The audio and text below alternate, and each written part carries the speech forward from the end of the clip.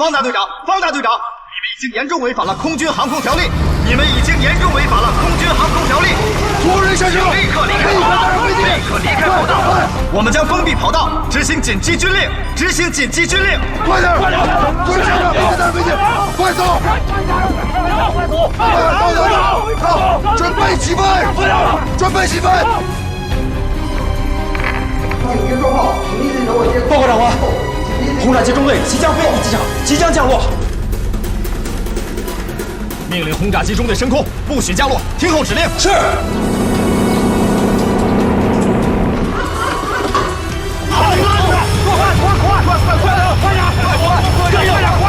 明白。空军司令部命令你们不许起飞，不许起飞，不许起飞。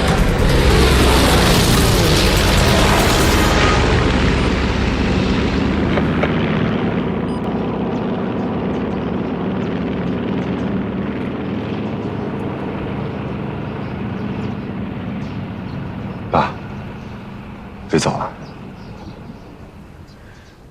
叫你程毅给我拿几件换洗的衣服，叫小李给我送过来。爸，我在这陪你们。你又不是共产党，来在这干嘛？上车，小李，开车走人。哎，方行长，请留步，请留步。方副局长，方副局长，什么共产党？老人家到这里来是干什么呢？人都已经在这儿了，你们审问不就全清楚了？审问？审问谁呀？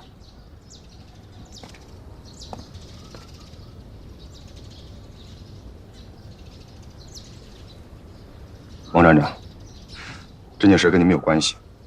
如果你真想帮忙，就麻烦你找一件干净的囚室，咱能闯进去，行吗？哎呦，方副局长，我没有接到任何的命令，我怎么安排囚室啊？这里不是关共产党的地方吗？北平分行，我就是共产党，安排牢房吧。哎，拦住！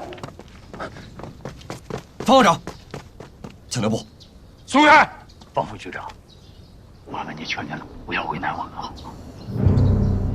抓谢木兰，抓崔中实都有你吧？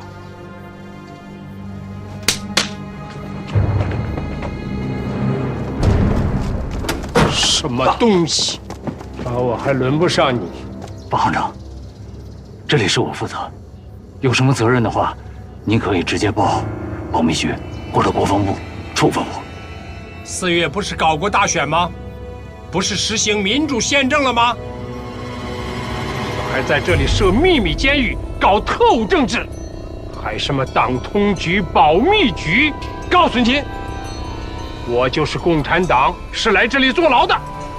你不敢审我，就叫党通局的徐铁英来，我在这儿等他。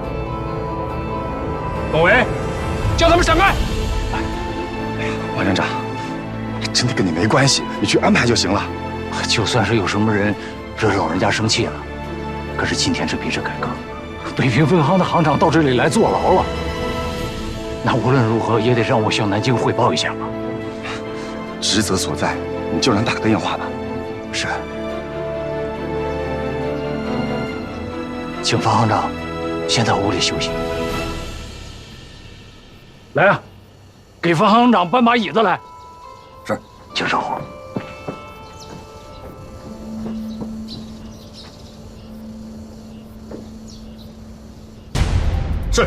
是，我们严密监视飞机航向，随时报告。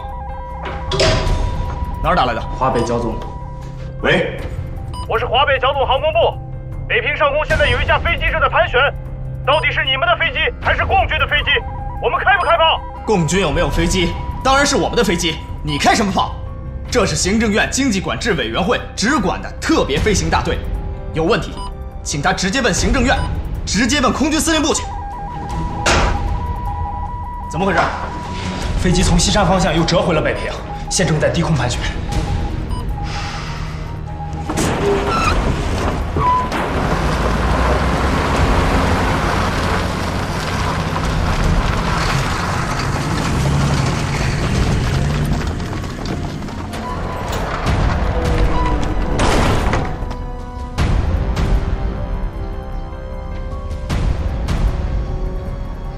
党部许了你个什么官？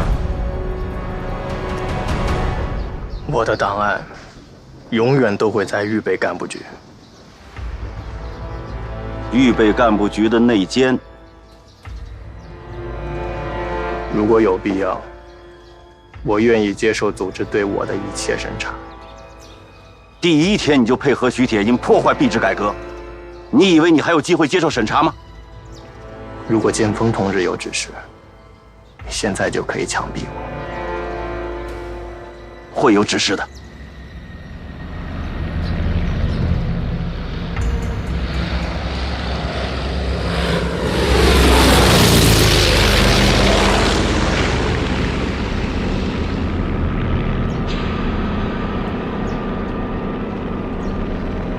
飞机要是飞不回来，今天我和你就在这儿，先毙了徐铁英，然后自裁吧。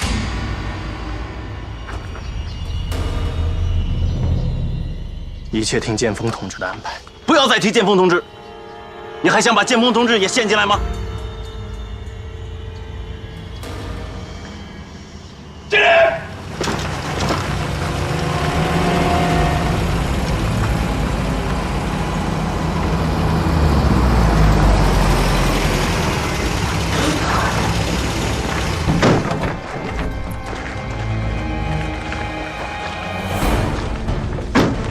王秘书长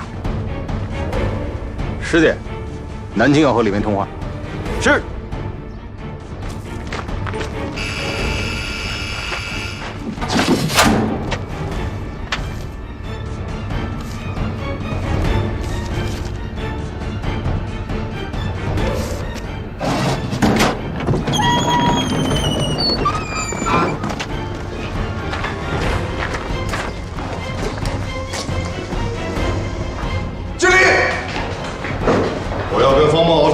是。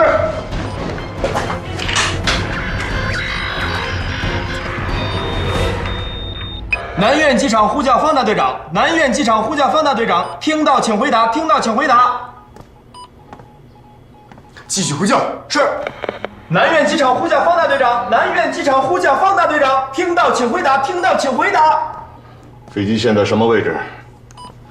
飞机飞向西南方向，航线标识抚平上空。共军的防区，抚平有机场吗？报告长官，抚平现在没有机场，再过去石家庄有简易机场。给我严密关注，看看飞机是不是要飞往石家庄。是。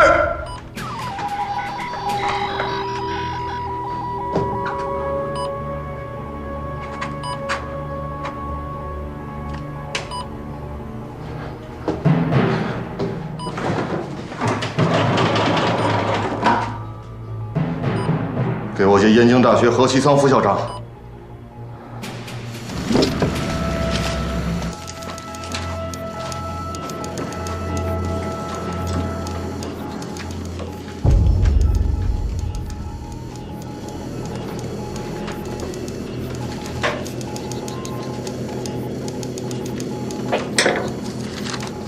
完了，来，马上翻译。是。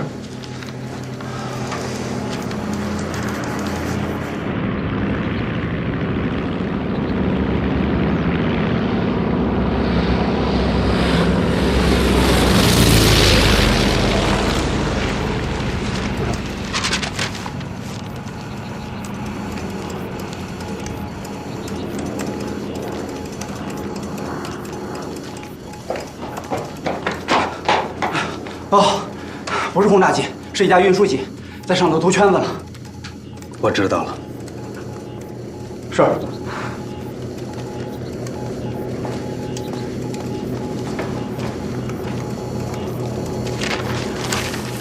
马上给上级领导发电。华北成功部电：徐铁英闯进金库，审讯谢培东。方梦敖驾驶 C47运输机突然起飞。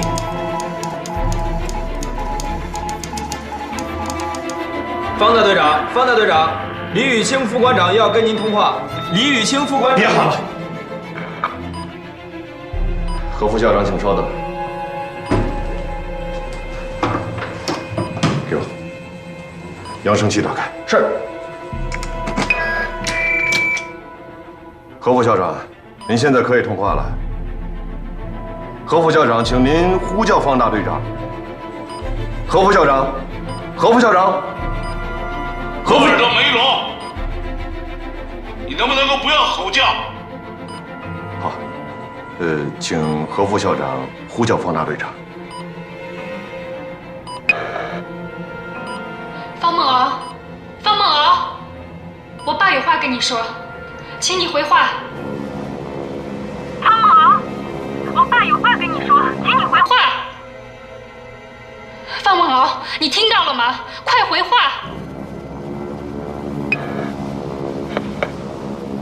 何伯伯好，我是冯毛。方梦敖，你本事大，复仇者不折莫干，虽有至心者不愿飘瓦。这是庄子的话，意思是复仇的人不会去折断伤害过他的宝剑，再愤怒的人也不会怨恨偶然飘过来伤害他的瓦片。你开这个飞机是想去撞山吗？你爸跑到西山监狱是想去拆瓦吗？你们父子到底要干什么？何伯伯，这是我和我爸的事情，您不要管。那你为什么要向小玉求婚？当年你爸扔掉你妈独自去重庆，现在你向我女儿求了婚，就开着飞机跑。你们父子都是什么德行？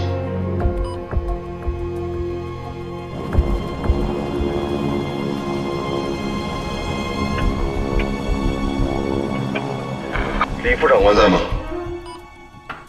我在，我是李玉清，方大队长请讲。李副部长，请你以北平刑警的名义叫马汉山立刻到台湾来，我有话要跟他说。请稍等。马汉山在哪儿？立刻查问。报告长官，我知道在哪儿，在机场的禁闭室里。下午的飞机押送南京。传达北平行营的命令，把马哈山押到这儿来。是。给他打开。是。不用了，要不一会儿还得带。扬声器开着呢，直接说吧。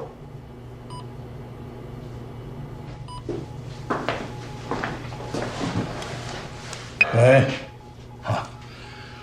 哎呀，今天是晴空万里，好天气啊！马局长吗？报告方大队长，是我。行政院经济管制委员会的命令，你看了没有？我看了。那你为什么不留下来？配合上任。方大队长，你还真相信什么行政院啊？啊，那只是一座庙，管庙的是中央党部。党部让我三更死，谁敢留人到府京啊？方大队长，你义薄云天我懂，可你为了我这条贱命这么做实在是不值啊！赶快飞回去啊！马局长，你给我听着啊！现在咱们俩说的每一句话，北平能够听到，南京也可以听到。你把你知道那些贪腐的事儿全讲出来，就没人敢杀你。到时候去南京，我来看你。红酒兑可乐。我死不死无所谓，方大队长。党国这本烂账啊，谁也管不了。你说你这么一个英俊潇洒的好人，开飞机喝点红酒多好。别管了，啊！你赶快回来，兴许还能最后看我一眼。你给我听着，现在不是救你，是救我们。徐铁英为了那笔黑账，先把你抓了，又跑到北平分行把我姑父抓了，说你和他都是共产党。放他娘的狗臭屁！徐铁英为了20%的股份，先杀了一个崔中实，说他是共产党。后来说的不是，他的子孙宋子文和武侠明白了，方大队长，你有什么话尽管问啊。他们哥俩就借着美国这套先进的通讯设备啊，向全世界发布消息。明天，老马，你注意到过消息？你怕我说，那我就走。马局长，现在不是我来问你，我想请你帮我问问别人，这几个人都在我飞机上。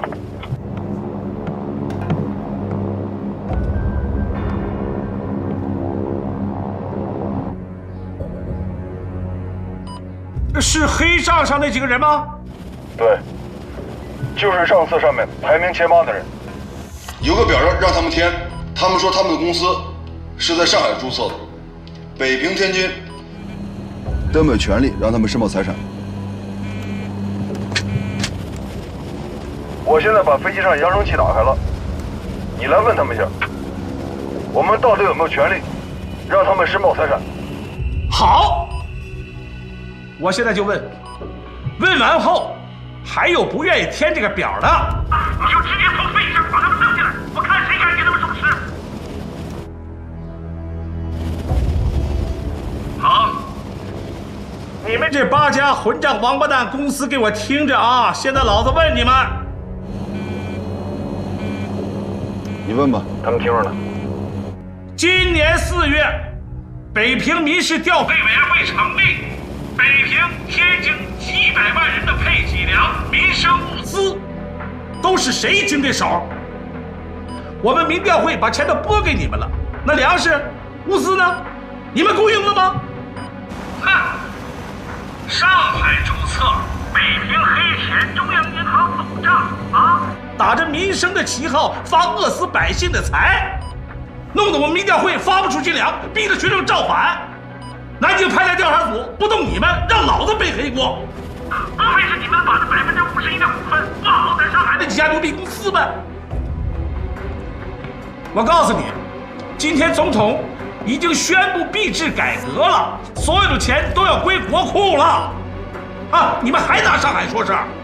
好，蒋经国局长就在上海，方大队长，你把飞机直接开到上海去，让经国局长亲自审问，问问他们，那51%到底是他们资产，还是上海那几家牛逼公司的股份？51%的资产已经填了，是他们的资产。哼。喝点水，老子啊！谢谢。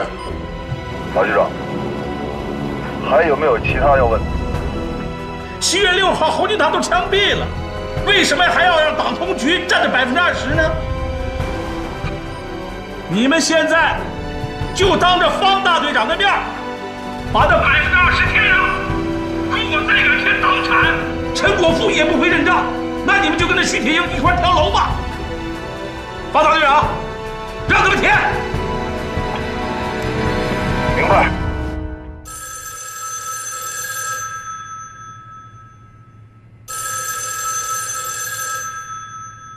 电话也不敢接了。电话在你手边。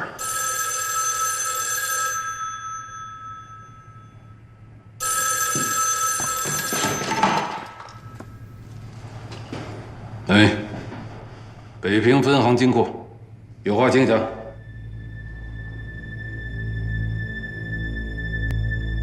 是，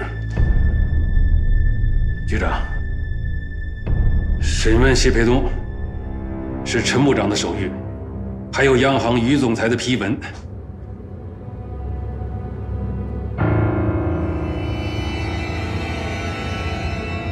局长。党产不能保，共党不能抓，我请求辞职。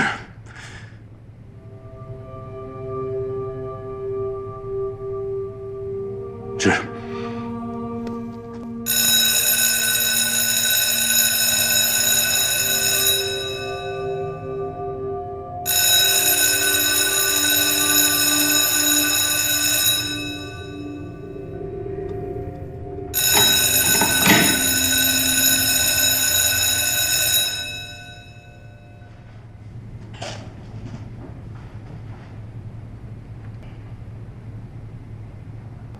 你赢了，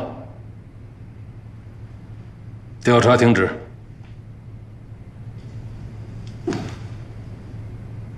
想知道为什么吗？我就没想过和谁去争个输赢，也不想知道你们为什么停止调查。有人替你顶了罪。这个人是谁？不想知道吗？方梦敖触犯陆海空军刑法，擅自架机起飞，要挟党国。这一次特种刑事法庭开庭，我就不能替他辩护了。再给你10万美金，你愿意辩护吗？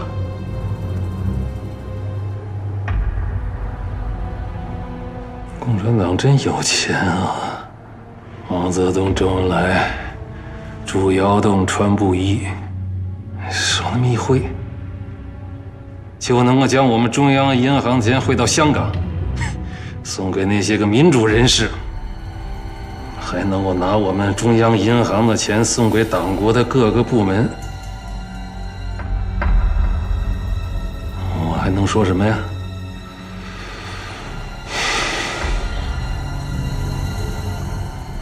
不过现在情形变了，这一次要想救方梦敖，得100万美金，你们拿得出吗？习主任不是那么贪婪的人吧？一卷录音带在法庭上要了他的命，你就不怕我的保险柜里也有一台录音机吗？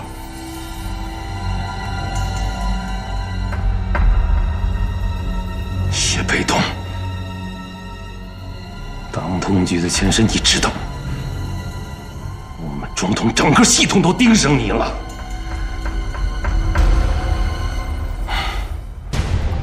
下半辈子我也不想干别的了，我就想当2次公诉人。这一次在特种刑事法庭上审方某，下一次在特种刑事法庭上审你。周恩来就是搬来一座金山，也救不了你们。周恩来有没有金山我不知道，我只知道我谢培东的命没那么值钱。我早年丧妻，只有一个女儿，她是我的一切。几天前被你们抓去了，说是去了解放区。刚才你跟我说，我女儿的生死掌握在你的手里。中华民国如果还真有法庭，真有法律，我会请最好的律师找你讨还女儿。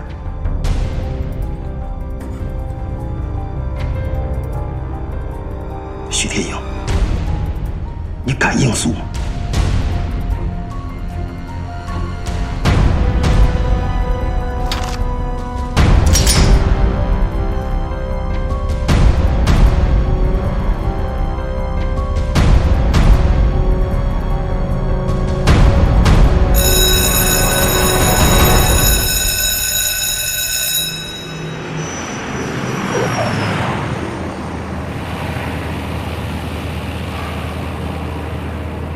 给我接空军司令部。是。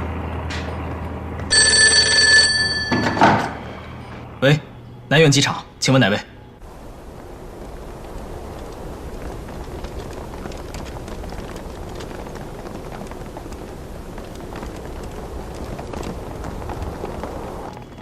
长官。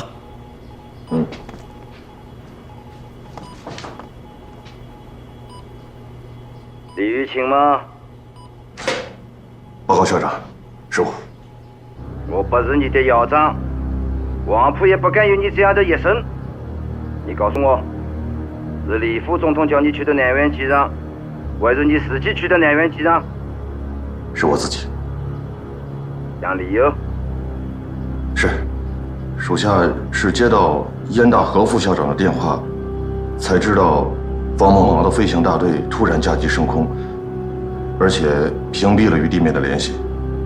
此事体大，我是总统派到北平的，必须赶到机场，让飞机降落。现在飞机已经安全降落，方梦敖就在跑道上待命。飞机是降落了，党国的黎明却没有了。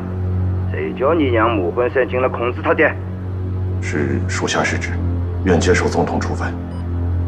你的此文以后再说。方梦敖违反陆海空军刑法，国民行营怎么处置啊？报告总统，方梦敖的飞行大队是国防部预备干部局编制，而他本人是经国局长委任的。不要拿蒋经国说事。我现在问的是你们国民行营怎么处置啊？北平青营服从总统的命令。立刻逮捕，移交国民警备司令部。是。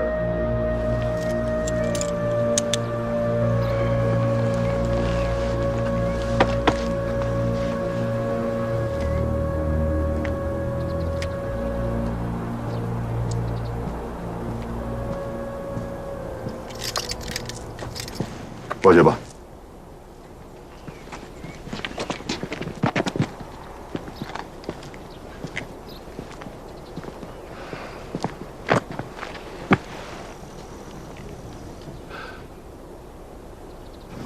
方大队长，你是个干净人，手就不要握了。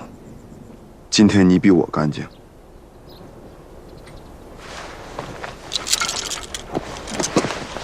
你儿子的事已经安排好了，他现在在南京戒毒，到时候安排人带他去看你。谢字我就不说了，我生这个儿子就是来讨债的，见面的事儿就不要安排了。我这辈子坏事干不好，好事干不来，到了南京枪一响，一切都过去了。还有件事，还请方大队长帮我去完成。你说，崔中石西山那个墓你去过吧？去过。去过就好。他那个墓向上走50步，有一个无主的老坟，半截碑上面刻着“康熙37年立”，下边埋了有10几根金条，那可是我全部的家底儿了。币制改革撑不了2个月，国民政府不会再管百姓死活的，所以请你转告崔夫人，到时候把她起出来，养2个孩子足够了。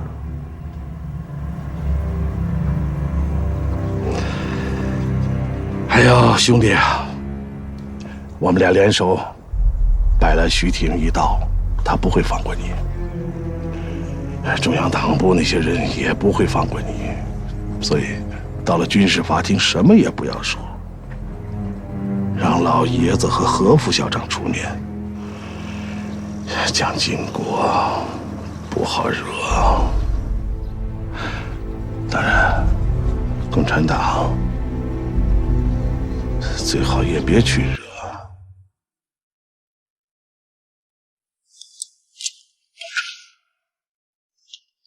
走了。啊，对了，最后还请你转告崔夫人，如果改嫁，留点心眼儿啊，最好别找我这样的。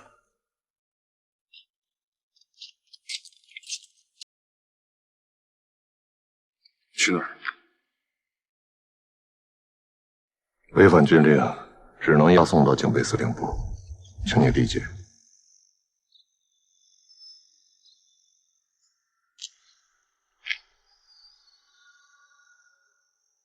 他们呢？回军营，曾督察会安排的。要不要去打个招呼？不了，那走吧。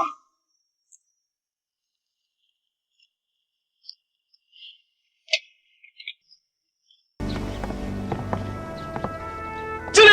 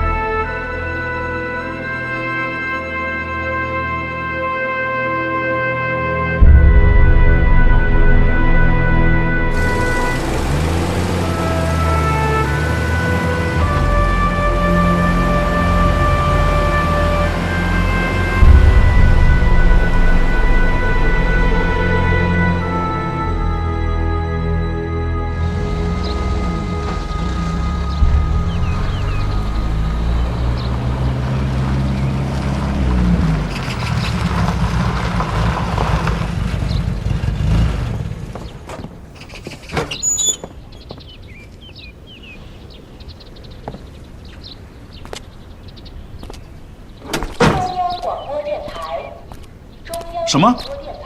方梦敖已经移交警备司令部了？是，虽然也是违反了军令，但是也没有造成什么严重的后果嘛。去，把那个币制改革关掉。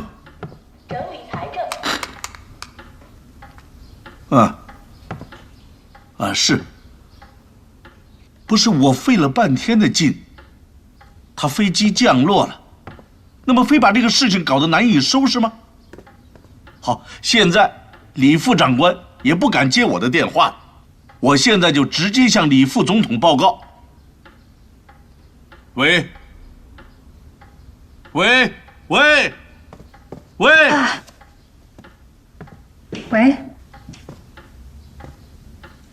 我们的电话线被切断了。切断了？这是燕大的电话。喝口水。齐藏兄，别生气。我生什么气？都是你的事儿啊！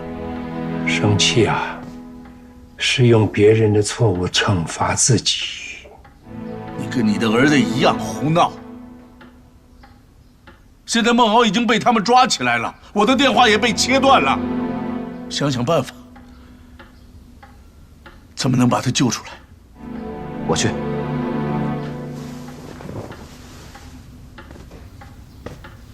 我问你，这个方孟敖他属于哪个部门？原来是国防部预备干部局，现在币制改革了，应该还隶属于天津经济管制区北平办事处。好，那你代表我去找那个曾可达，请他转告蒋经国先生，就跟他说，国民党不能这么搞，不能这么搞，希望他把这个话转告给他的父亲。你看他干什么？你去！方行长，我能不能坐您的车去？小玉，你也去，送完梁教授以后，到我家接上程怡，一块儿去看看孟敖。好，去吧，你快去。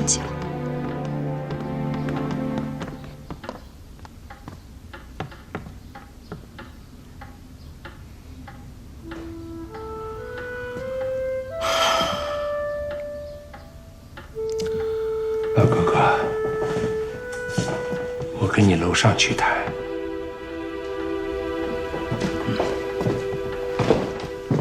这把壶是范大生民国20年给你做的吧？前不久啊，我也接到一套范大生送的壶，3个杯子。3个杯子，谁送的？蒋经国托曾可达代送的，说3个杯子代表我们3父子。政客干嘛要接呢？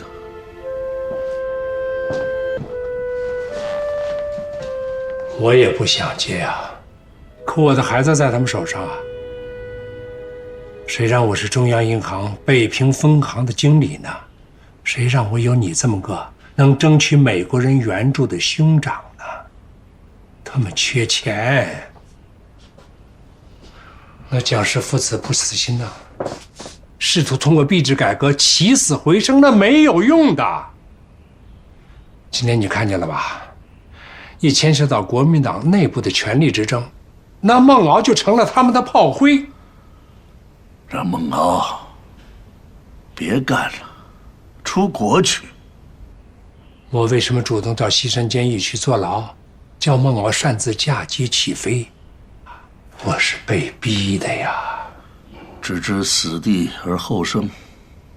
我仔细查看《陆海空军条例》和《陆海空军刑法》，擅自驾机起飞又主动降落，最多只判半年刑期，开除军纪。先让他关几天，等押往南京，你我再出面，至少可以减免刑期，只判开除军纪。那个时候，蒋经国也不能再利用他了。他们出来以后，只要你愿意，让萧玉跟孟敖一起出国，那就不要去求他们了，叫梁经纶回来。不用，叫梁经纶去见见他们也好。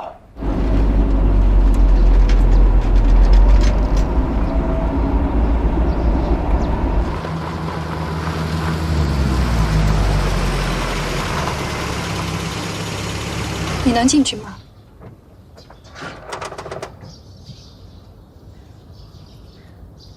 我跟他们说清楚，我是代表你爸来的。说不清楚吗？说不清楚，我大不了第3次被抓，方孟敖救过我。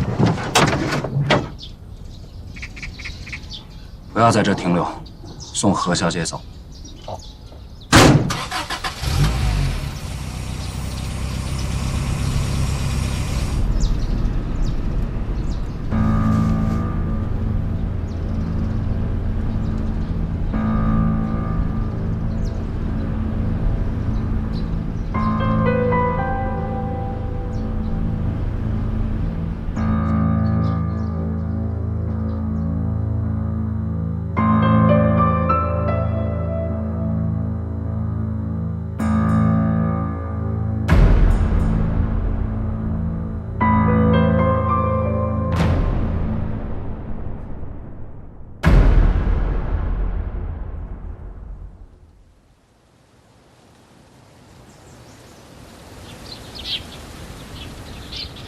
里面吵得很厉害，梁经纶同志，你不能进去。退后。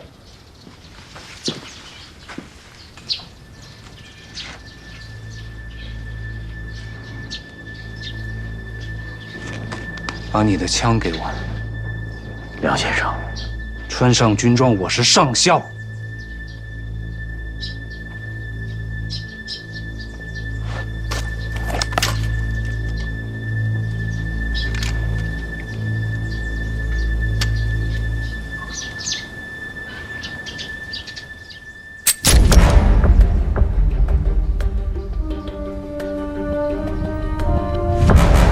把你的枪掏出来。梁经纶同志，像那天那样朝我开枪。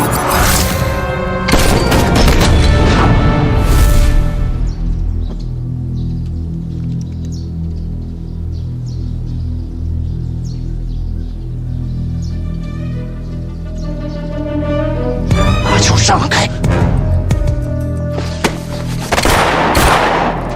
对了。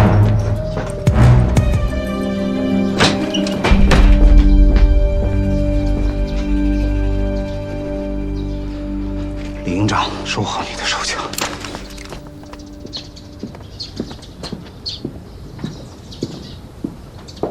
徐铁英在里边吗？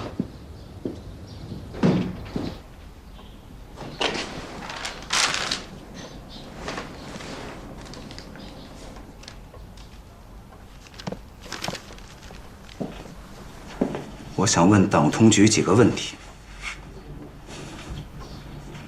党通局拒绝回答，请预备干部局给我一个答复。以什么身份呢？国民党党员梁福生，还是共产党党员梁经纶？什么身份都行。林营长，所有人撤到门外警戒。是。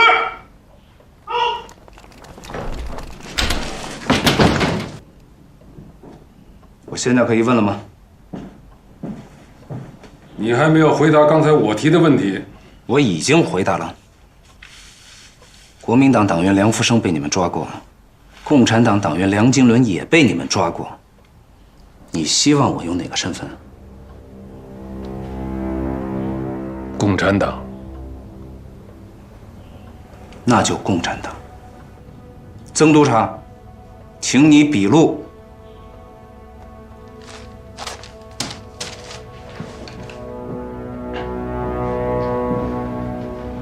徐主任，一起记录吧。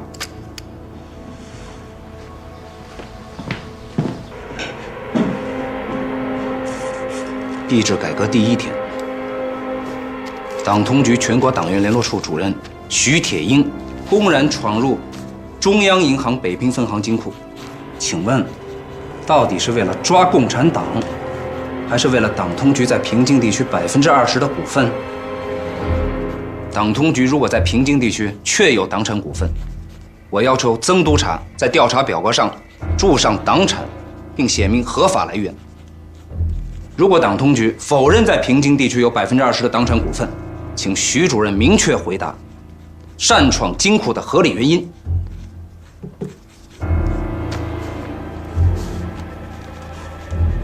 徐主任是不是拒绝回答？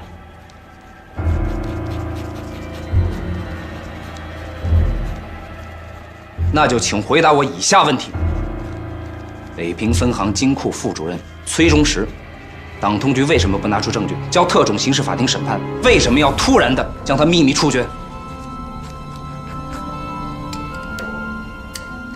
交给南京特种刑事法庭。你以为是件人血吗？秘密处决是哪个部门执行的？你可以问铁血救国会的曾可达同志。那我再问，谢培东到底是不是共产党？党统局为什么要在西山监狱故意暴露我预备干部局的身份，枪杀了他的女儿？答案只有一个：北平分行握有证据，党统局在平津地区确有非法的20%的股份党产。曾督察，你刚才明确表示过，国防部预备干部局从来就没有调查过党统局。这个站在这儿的铁血救国会的人，他所说的一切，是不是代表预备干部局？还是代表共产党北平地下党？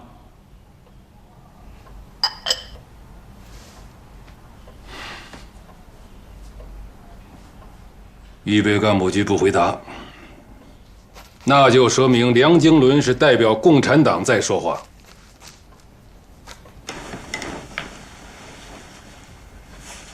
你刚才问了我很多，我可不可以问你一个问题？曾督察，也请您记录。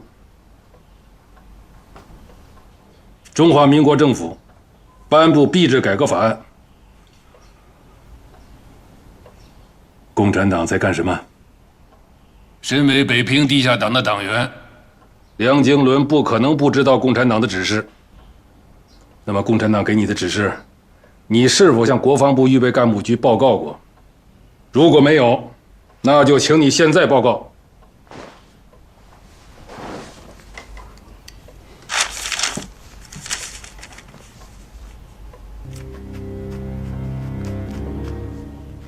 曾督察，是不是也想让我回答呀？有什么就说什么。你们真的想知道共产党到底在干什么吗？其实你们已经知道，不到10%的人占据着90%的土地，3亿农民没有饭吃，城市的资产掌握在不到1%的人手里，上千万的居民竟然要靠美国的救济粮活着。去年1年，国军就已经锐减到了300万，竟然还是发不出军粮，民不聊生，人心尽失。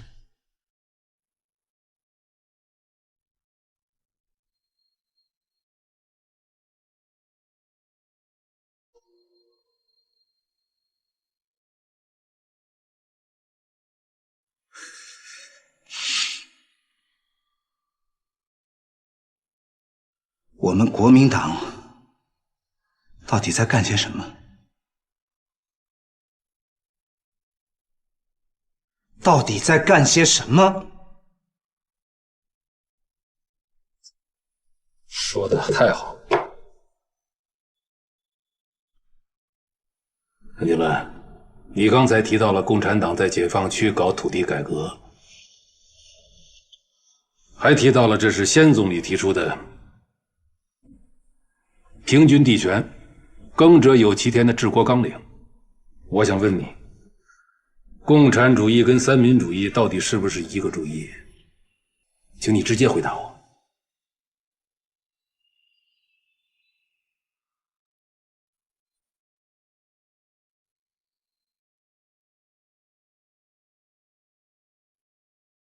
曾可达同志，刚才徐主任提的这个问题，我想请你帮我回答，可不可以？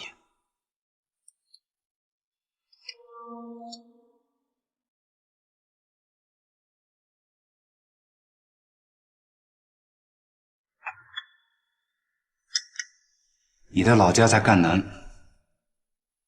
你的父母还有兄长，现在还在老家种田。他们知不知道什么是共产主义，什么是三民主义？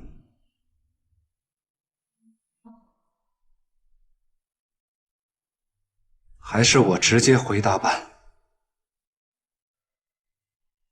中国是世界最大的农业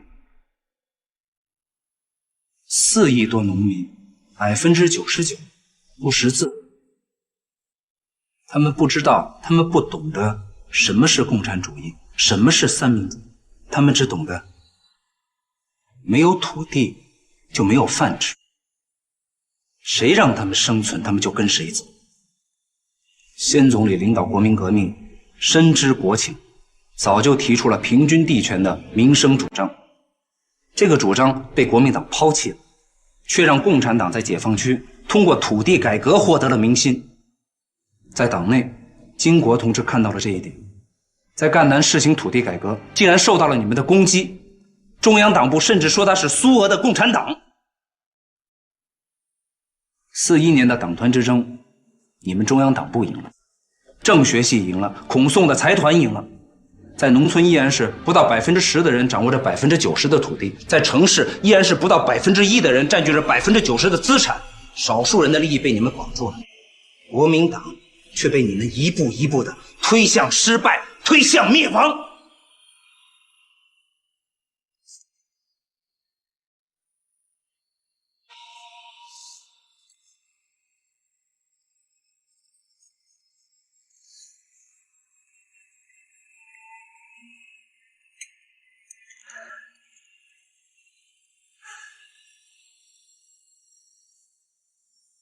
记录完了吗？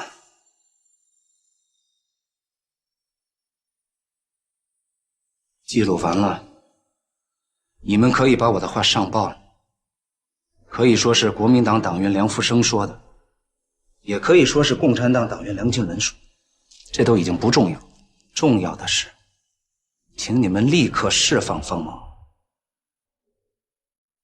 现在方步亭行长在何副校长家里边等待答复。如果方某敖继续关押，牵扯到党通局的非法党产，美国的5000万援助就有可能立刻冻结，币制改革在第1天就可能流产。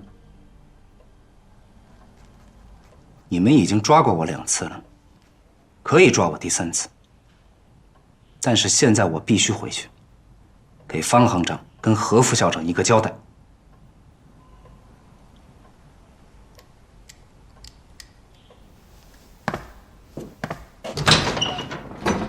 还有，请立刻接通何副校长家的电话。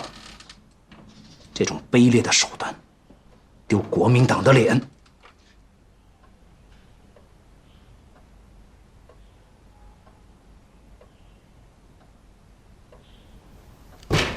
等一下。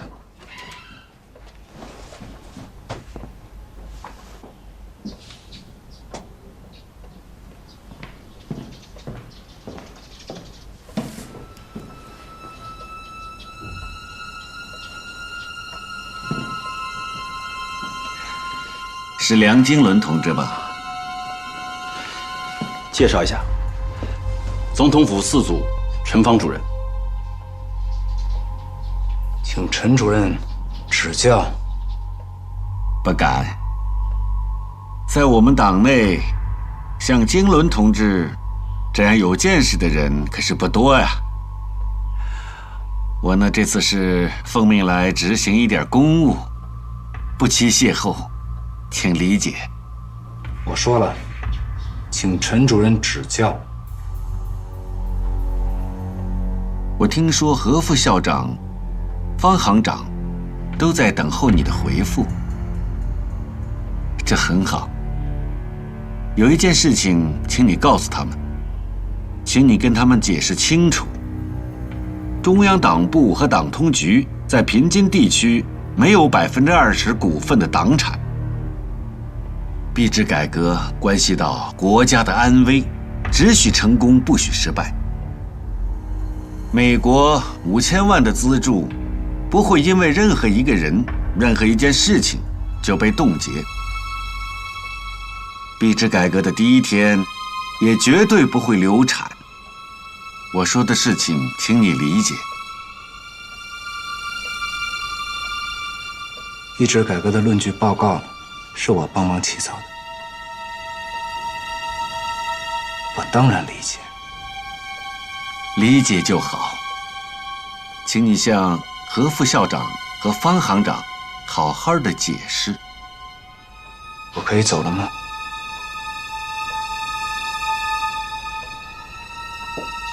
开车送你吧。借辆自行车就行。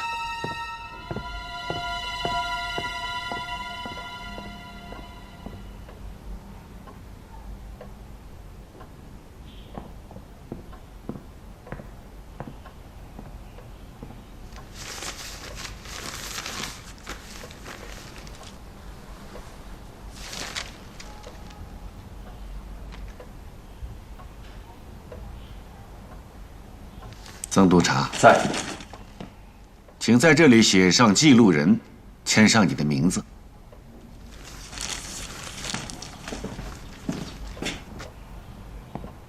徐主任，请你也签个名字吧。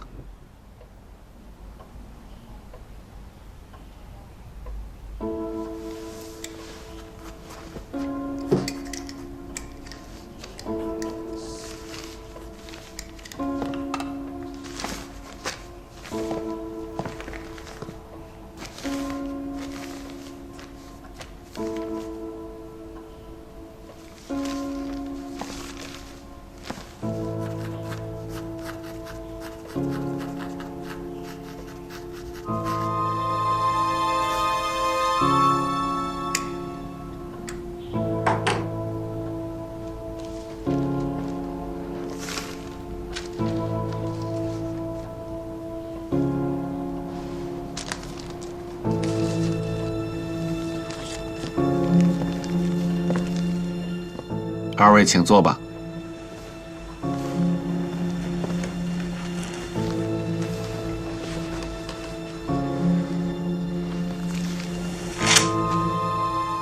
关于这个梁经纶，经国局长是怎么评价的呀？人才难得。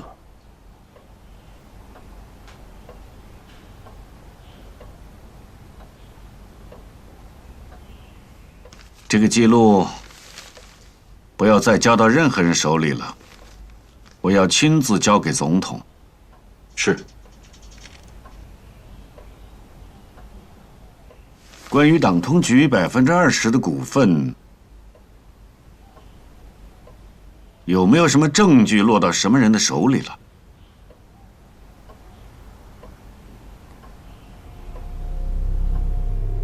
有什么说什么。党通局没有在什么所谓的20%股份里边拿过1分钱。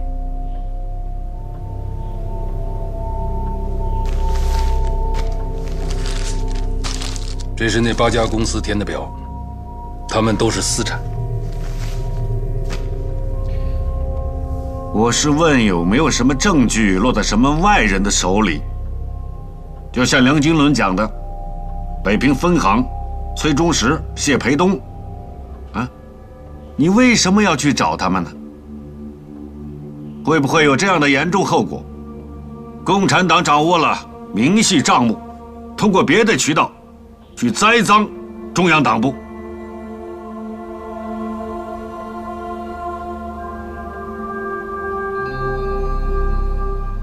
原来是有一份明细账目，原先是在崔中实那里，现在在谢培东那里。他们2个人都有可能是共产党。是有可能还是有证据？证据正在深入继续调查。那就抓紧时间调查。是。徐铁英，中央党部、党通局在平津8家企业没有任何的股份党产，现在谣浊四起，这个事情你要讲清楚。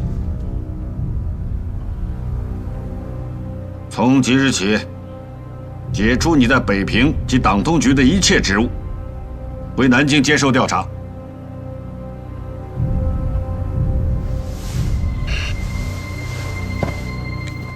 我呢也是在1小时之前在华北剿总接到总统的电话，传达而已。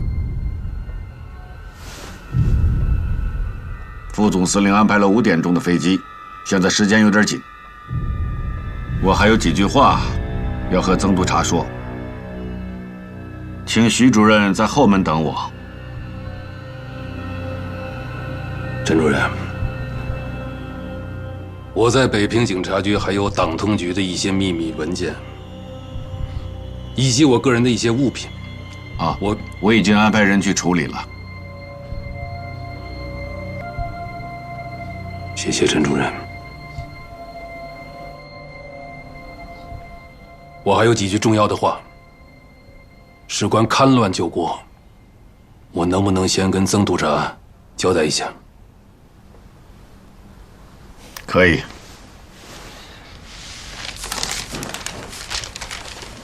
7月6号在南京特种刑事法庭，你对方某的怀疑是对的。来北平以后对崔中实的怀疑也是对的。共产党周恩来经营多年，在党国的各个要害部门都安插了他们的人，对此党通局一直在严密关注，在秘密调查。由于取证艰难，所以在审讯方某的时候，我才当他的辩护人，为他辩护。这也是为了进一步搜取情报，搜取证据。我到北平来绝不是为了什么党产，核心任务是要找出潜伏在中央银行内的共产党。党费没有钱，军费没有钱，政府开支、民生教育都要指着中央银行。可中央银行北平分行的账却被共产党掌握着。崔中实是已经死了，但谢培东还在。他是周恩来精心布的棋，一日不挖出来，势必将成为平津地区币制改革，乃至在华北跟共军决战的心腹大患。至于刚才那个梁经纶，他绝不是什么真正的共产党，也绝不是什么真正的国民党。他口口声声只提先总理，只提经国局长，只字不提总统，这就是在分裂党国，在奸梨骨肉。一旦有可能，他就会利用何其仓、司徒雷登和美国的一切关系，反对总统。至于那个方某，我只想提醒一句，绝不能让他驾着国军的飞机飞到共产党的解放区去。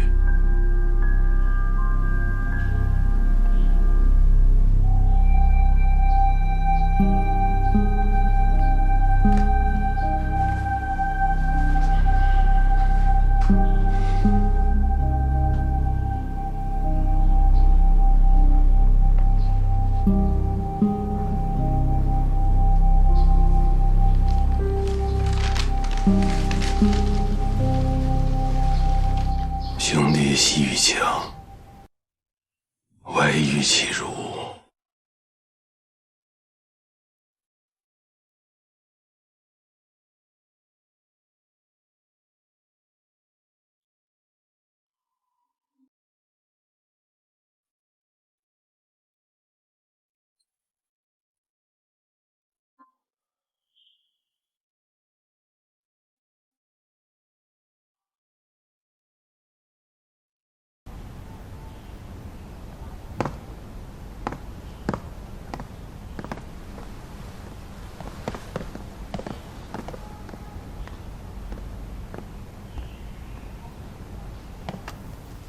曾督察，在。坚决反腐，不要忘记坚决反共。我没有什么可传达的了，我只是想问一下，对方梦敖怎么处理？对刚才梁经纶的言论，你怎么看？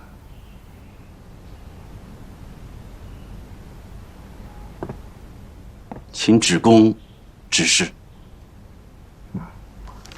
不敢。还是向金国局长汇报，听金国局长的指示吧。是。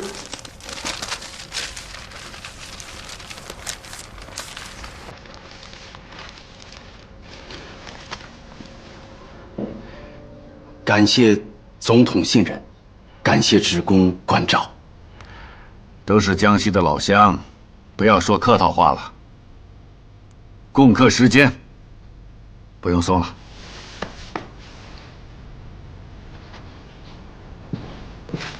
王武官，到。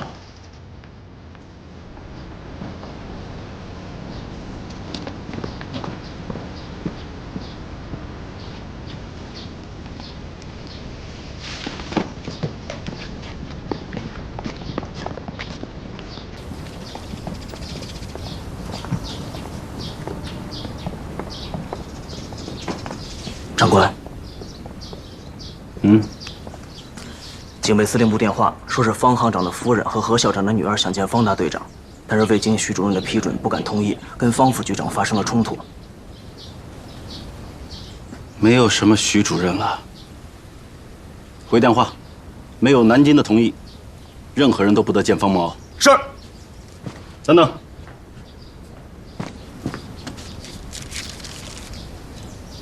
把这份记录立刻电发建峰同志。是。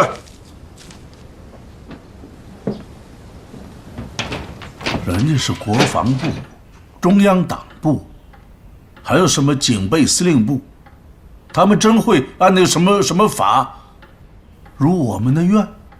还有你那个愣头青的儿子，他愿意吗？所以啊，我才请你给司徒雷登大使打个电话。我从不为自己的私事找司徒雷登。我也是没办法。经纶，先生，方行长，见到曾可达了？我刚才见到曾可达了。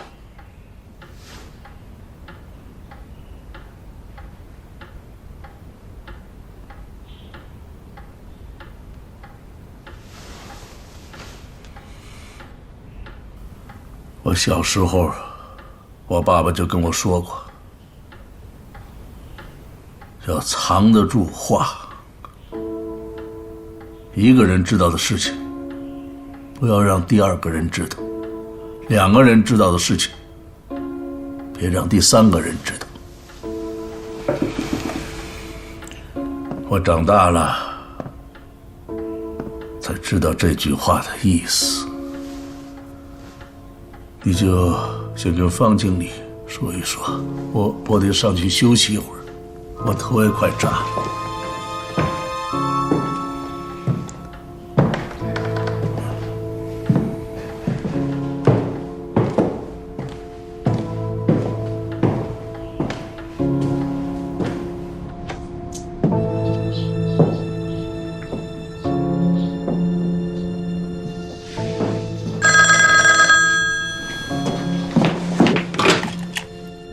可达同志吗？是我，建峰同志。那封电报怎么回事？谁的言论？是梁经纶同志的谈话记录。什么谈话记录？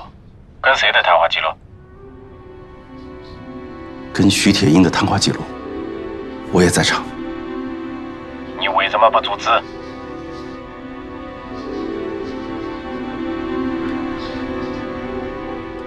报告建峰同志，陈方主任来了。哪个陈方主任？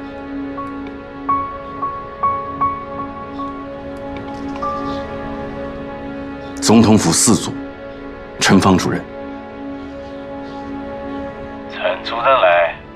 方便向我报告，还是没有时间向我报告？事先没有任何通知，陈主任是突然来的，向我和徐铁英传达总统的训示。就在这个时候，梁经纶同志因为方梦敖同志被逮捕的事情，突然冲了进来，门卫拦不住。陈方主任不便见他，就避在了里面房间。梁经纶同志情绪十分激动，我无法制止。徐铁英记录了他们的谈话，我也只好记录。徐铁英的记录被陈主任拿走了。是。陈主任什么看法？陈主任没有直接谈看法，只是问我，金国局长对梁经纶这个人是怎么评价的。我回答，金国局长对梁经纶同志的评价是人才难得。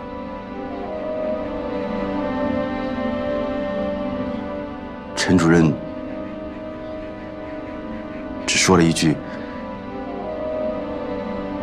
向金国局长汇报，听金国局长指示。”上海这边的会议还在进行，用最短的时间将你对梁经纶同志这番言论的看法，还要对方梦敖怎么处理，讲具体建议。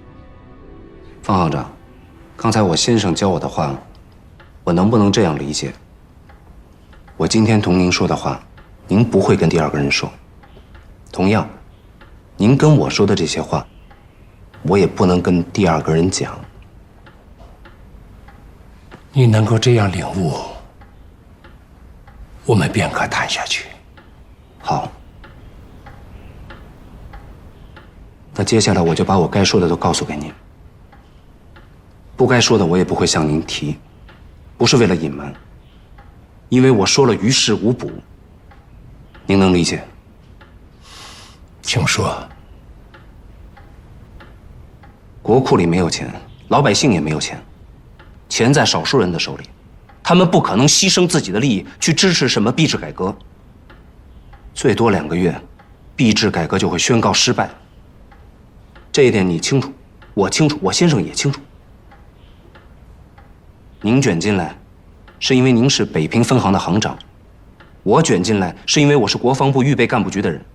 我先生也卷了进来，是因为他可以通过司徒雷登大使争取到美国的援助。最不应该卷进来的，就是孟敖。他不懂得政治，也不懂得经济，不应该再被利用。被谁利用？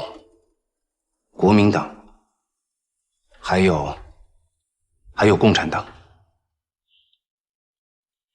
你能不能说具体一点？我不说您应该知道。你不说我未必知道。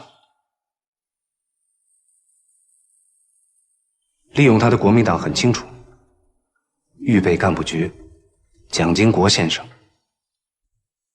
共产党以前是崔副主任，现在是谢培东乡里。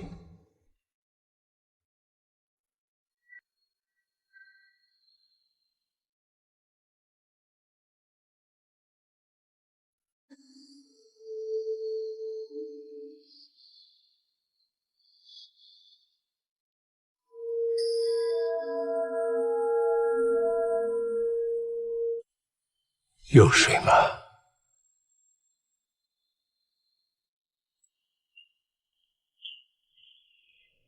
任何时间、任何地点、任何事情，都要以总统的意见为最后意见。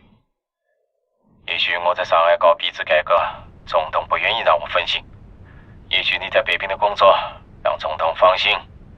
陈秘书亲自见你，都代表了总统对你的信任。建峰同志，不要打断我的看法。是。刚才你的建议，无论是否已经跟陈主任讲了，我都同意。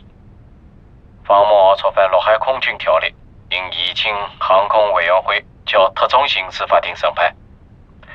梁经纶发布分裂党国的言论，应立即立案调查他的真实背景。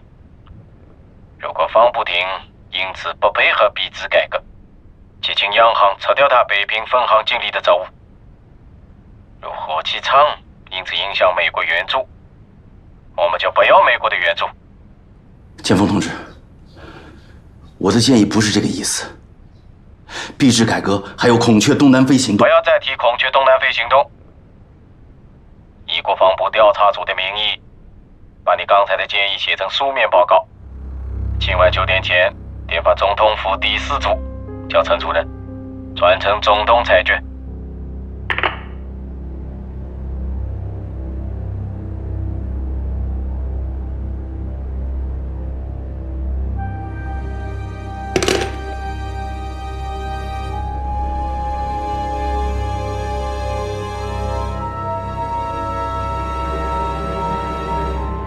王副官，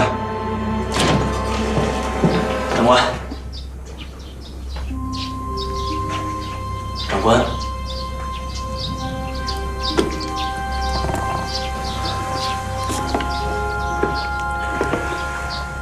准备记录，我要起草一份紧急文件。是。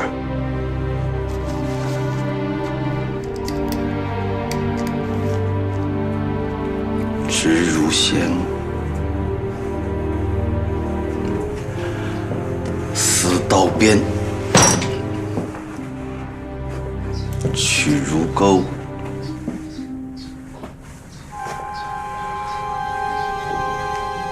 反封侯。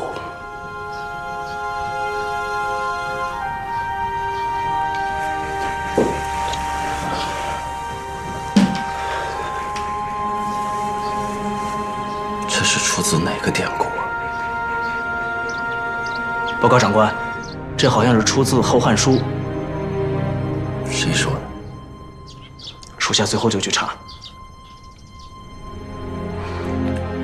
不用查了，准备记录吧。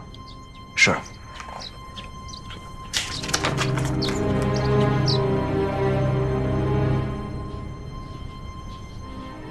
我再问你一件事。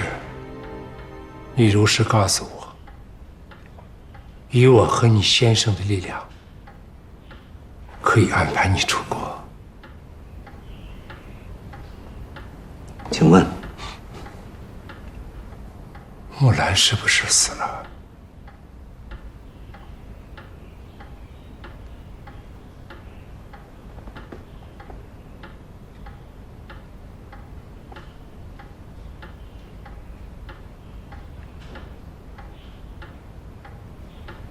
是。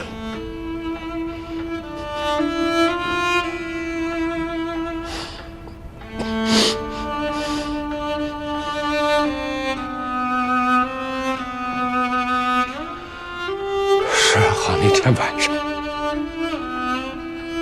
木兰的爹还有你都在演戏给我们看。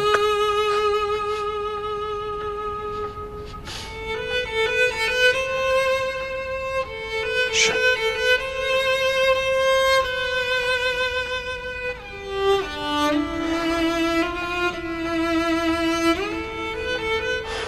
你告诉我，杀害木兰的是蒋经国，还是陈果夫、陈立夫？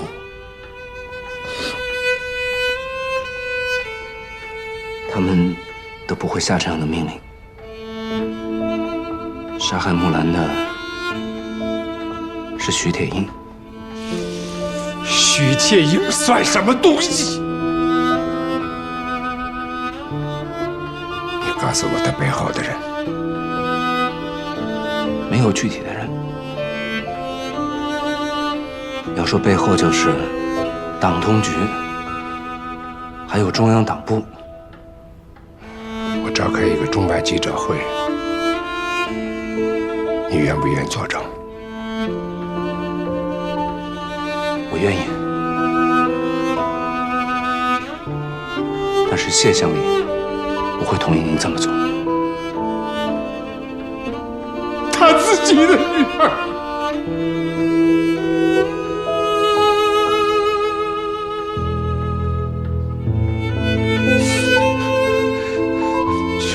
瞒了我20年，自己的女儿被杀了还要瞒我。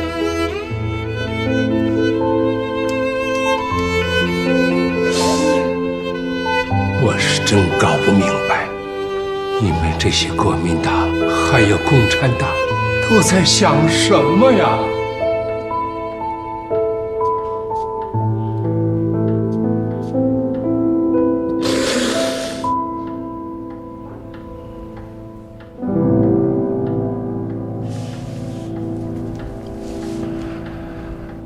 国民党还有那个徐铁英，为什么没有抓木兰的爹？没有证据。相反，他们贪腐的证据在谢乡里手里。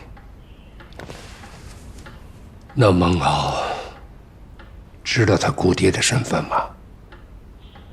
应该知道。他姑爹是不是就是方孟敖在共产党的上级？党通局和预备干部局也想确认这一点。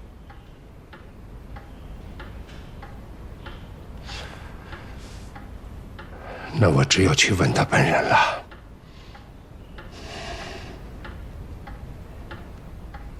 问谁？孟敖还是谢乡里？是啊，谁也不会告诉我的。